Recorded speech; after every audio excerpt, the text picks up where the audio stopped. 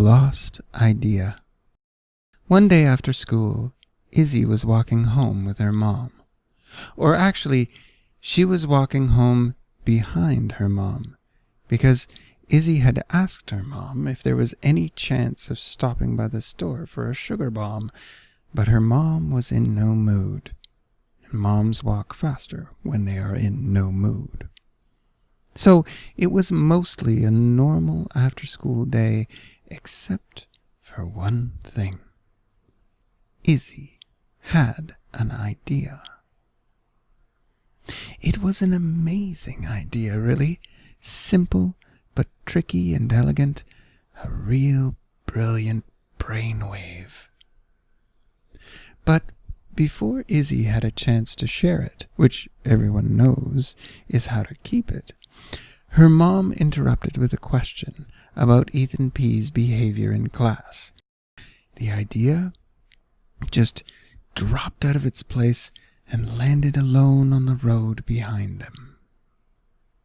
Izzy just plain forgot about the idea while she and her mom walked through the streets to their house. But after they came through the front door and Mom went off to get stuff ready, Izzy noticed the idea was missing. She could only feel the space where the idea was supposed to be. Izzy felt so sorry for the little notion. It must be out there somewhere, all alone, lonely and by itself, wandering the dull, mean streets that can be so hard on bright ideas. Izzy knew she would have to be off to the rescue, and every rescuer needs a flashlight. Izzy knew just where hers was, in the junk drawer. She grabbed the flashlight and headed out in search of her dear little cognition, and she decided to start where she had it last on the way home. Mom noticed Izzy on the way out and called after her to be back at sunset. Izzy traced her steps back through the streets. She knew that the best ideas hide in the most curious places. So she decided to hop down a manhole to see if it had snuggled into the wheels of a sleeping train.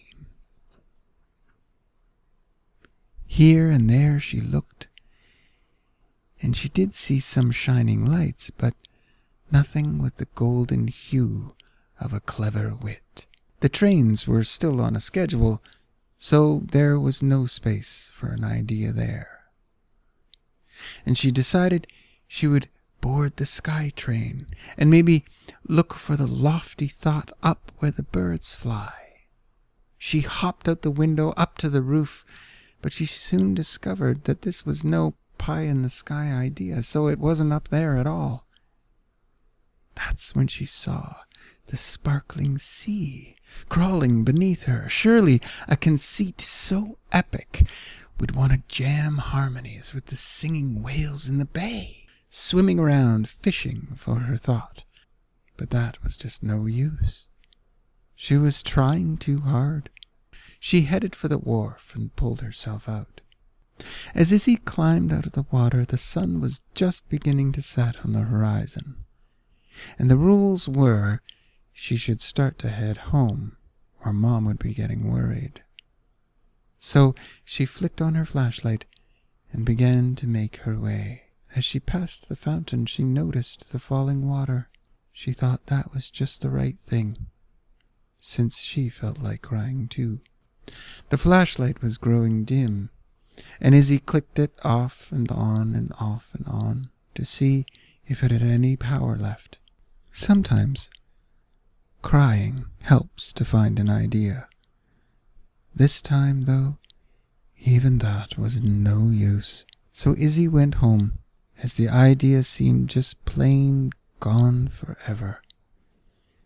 She laid down in her bed, tired and thoughtless, wishing her mom had just let her go to the store for a sugar bomb after school. And as Izzy breathed out a sigh, it happened. The idea came to her. she just let it get closer and closer. And it wasn't alone. With it was a freaky fancy, a gallant guess, and a smoking speculation. And Izzy closed her eyes and drifted to sleep in the warm, soft light they shone.